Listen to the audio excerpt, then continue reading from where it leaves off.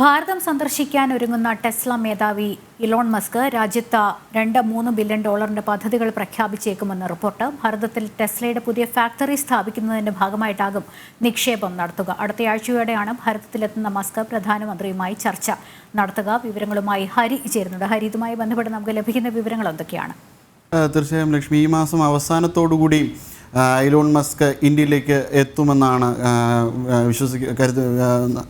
വിവരം.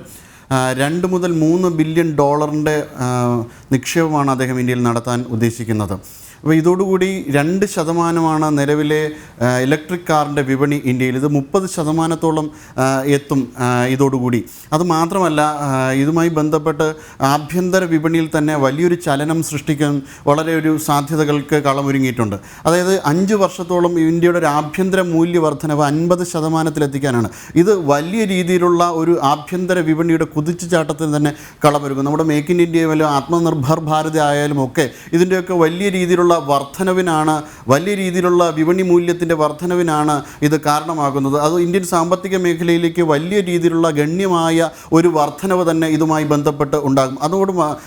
ഇതുമായി ബന്ധപ്പെട്ട് മറ്റൊരു കാര്യമെന്ന് പറയുന്നത് ഫെമ ചട്ടങ്ങളിൽ ചില ഫോറിൻ എക്സ്ചേഞ്ച് മാനേജ്മെൻറ്റുമായിട്ട് ബന്ധപ്പെട്ട ചട്ടങ്ങളിൽ മാറ്റങ്ങൾ വരുത്തിയിട്ടുണ്ട്. അതായത് ബഹിരാകാശ മേഖലയിലേക്കുള്ള ബഹിരാകാശ വിക്ഷേപണവുമായി ബന്ധപ്പെട്ട രംഗങ്ങളിൽ ഇത് വലിയൊരു മാറ്റം സൃഷ്ടിക്കുന്നുണ്ട്. വിദേശ നിക്ഷേപം ഇത് 100% ആക്കിയിട്ടുണ്ട്. ഈ വിദേശ നിക്ഷേപം 100% ആക്കിയതും എലോൺ മസ്കിൻ്റെ വരവുമായി ഇതിന് ബന്ധമുണ്ട്. എലോൺ മസ്ക് ഈ മേഖലയിലേക്കും നിക്ഷേപം നടത്തുന്നു എന്നതാണ് അറിയാൻ കഴിയുന്ന വിവരം.